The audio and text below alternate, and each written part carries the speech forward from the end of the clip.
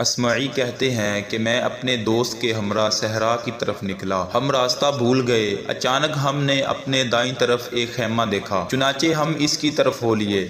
ہم نے بلند آواز میں السلام علیکم کہا۔ اس کے جواب میں ایک عورت نے وعلیکم السلام کہا۔ کہنے لگی تم کون ہو؟ ہم نے کہا ہم لوگ راستہ بھول گئے ہیں، اتفاقاً اس طرف آ نکلے ہیں، اب ہمیں بھوک لگی ہے، ہماری ضیافت کرو۔ کہنے لگی تم اپنے چہرے ذرا دوسری طرف کر لو تاکہ میں تمہاری میزبانی کے لیے آزاد ہو جاؤں۔ ہم نے اپنے چہرے دوسری طرف کر لیے تاکہ اسے پردہ کرنے میں پریشانی نہ ہو۔ اب اس نے ہماری طرف ایک قالین کا ٹکڑا بڑھایا اور کہا تم لوگ اس پر بیٹھو اور ذرا انتظار کرو، میرا بیٹا آنے ہی والا ہے۔ وہ بے چینی کے عالم میں بار بار خیمہ کے کنارے کو اٹھاتی اور سامنے دیکھ کر نیچے رکھ دیتی۔ دراصل وہ اپنے بیٹے کا انتظار کر رہی تھی۔ اس نے آخری مرتبہ خیمہ کو اٹھایا اور بے اختیار کہنے لگی آنے والے کی خیر ہو، اونٹ تو میرے بیٹے کا ہے مگر اس پر میرا بیٹا سوار نہیں ہے۔ تھوڑی دیر بعد اونٹ سوار خیمے کے پاس پہنچ گیا اور اس نے آواز دی اے ام عقیل، اللہ تعالیٰ عقیل کے فقدان پر تمہیں اجر عظیم عطا فرمائے۔ گویا ان الفاظ میں اسے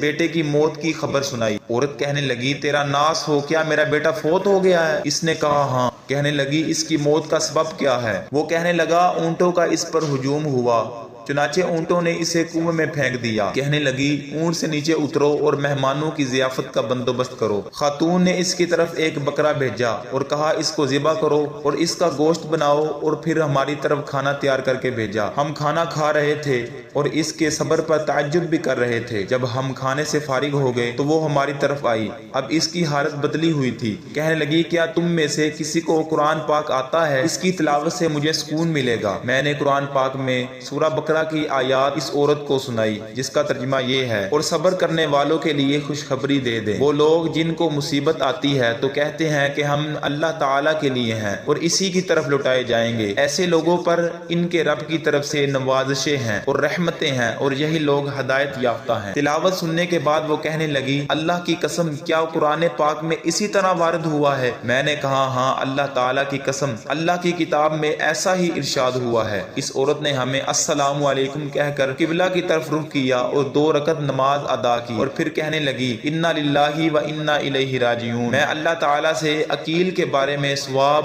اور اجر کی امیدوار ہوں۔ اس نے 3 مرتبہ یہ الفاظ دہرائے اور پھر اس نے اپنے ہاتھوں کو آسمان کی طرف اٹھایا اور کہنے لگی اے اللہ جس کام کا تو نے حکم دیا ہے میں نے اسے کیا، یعنی میں نے صبر کیا، اب جو تو نے وعدہ کیا ہے اس کو اب تو پورا کر دے۔